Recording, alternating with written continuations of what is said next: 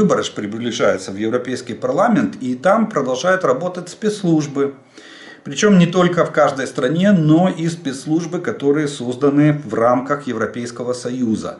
И работают они, угадайте с одного раза, против кого они работают. Или борьбу с чьей пропагандой они ведут ну, как бы на этом незримом фронте. С Российской Федерацией. Даже к гадалке можно не ходить. В ЕС разоблачили мощную сеть влияния, которую по различным данным возглавлял Медведчук, организовывал, финансировал и возглавлял. Кстати, может быть, и туда ушла часть денег, которые Российская Федерация выделяла Медведчуку для создания пятой колонны не только в Украине, но и в Европейском Союзе. По данным источников, эту сеть удалось разоблачить благодаря помощи, опять же, Службы безопасности Украины. Среди прочего, вот эта сеть, которая была организована, она платила политикам, европейским политикам деньги за восхваление России и Путина в европейских медиа, а также публиковала антиукраинские и антиевропейские материалы на собственном сайте. Был создан сайт, назывался он «Голос Европы».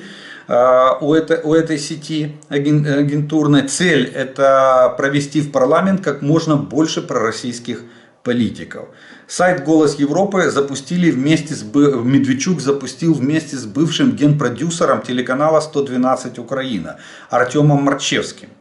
Европейский политический фан-клуб Путина получил серьезный удар.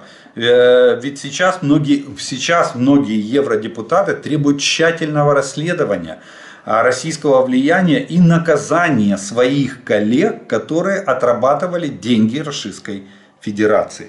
Вот такой вот огромный скандал разразился сейчас в Европарламенте благодаря разоблачению агентурной сети, которую создавал Медведчук, не без участия, а разоблачение состоялось не без участия Службы безопасности Украины. Теперь, кстати, те политики, которые там сейчас занимается прокуратура в Европе, и те политики, которые брали эти деньги, отрабатывали их на странице, в медиа и в Европейском парламенте, естественно, будут привлечены к ответственности. Если будет доказано то, что они брали эти деньги, они сядут в тюрьму по европейским законам. Вот так Европа защищается от террористической России. Папа Римский, наконец-то из его уст прозвучало хоть что-то, ну, будем так говорить, внятное и полезное. Папа Римский предложил обменяться пленными по формуле всех на всех. Но опять же, это главное, чтобы это... Посмотрим, кстати, как отреагирует Российская Федерация. Они же там говорят, что они миротворцы, что они же за мир во всем мире. И ну вот по случаю пасхальных праздников Папа Римский предложил произвести обмен пленными между Украиной и Россией по формуле всех на всех. Сейчас мы готовы к этому проведению, мы неоднократно об этом заявляли. Посмотрим, как отреагирует Российская Федерация. Внемет ли она Папе Римскому или нет? Хотя там церковь, я сегодня буду говорить об этом, церковь там полностью включилась в войну. Кстати, объявив ее священной войной, то есть здесь уже идеология агрессивная и воинствующая проявляется. Но об этом подробнее я скажу чуть-чуть позже. Далее, спикер Палаты представителей Майк Джонсон наконец-то выступил с заявлением. Он дал интервью телеканалу Fox News и сказал, что пакет помощи Украине будет рассмотрен после каникул, но с важными нововведениями. Об этом чиновник заявил в этом интервью. Также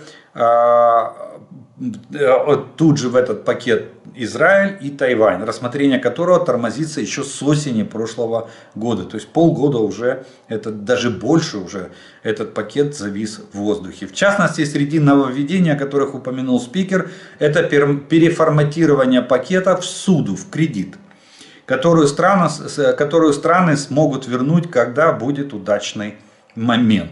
Ну вот эти особенности, я так понимаю, это будет предмет дебатов. Чиновник объясняет такие нововведения тем, что таким образом Соединенные Штаты устанавливают договорные отношения со странами-получателями помощи, а также поможет достичь консенсуса в вопросе рассмотрения пакета. Ну вот консенсуса, я думаю, может быть и поможет достичь, а вот насчет договорные отношения у нас и так есть. У нас партнерские отношения, есть договора и ну, посмотрим.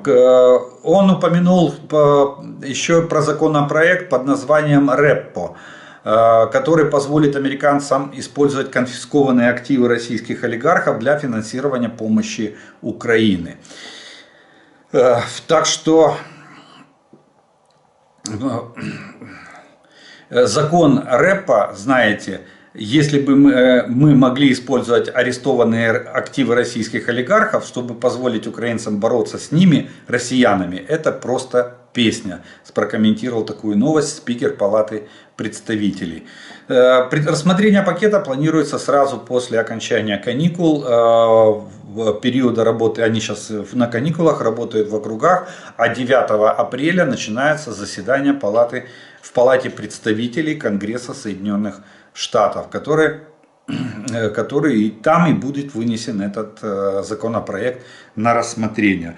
Ну что ж, посмотрим, насколько сильны Соединенные Штаты в плане того, чтобы наконец-то выдать на гора проголосованный законопроект на 95 миллиардов финансирования военной помощи Украине, Израилю и Тайваню.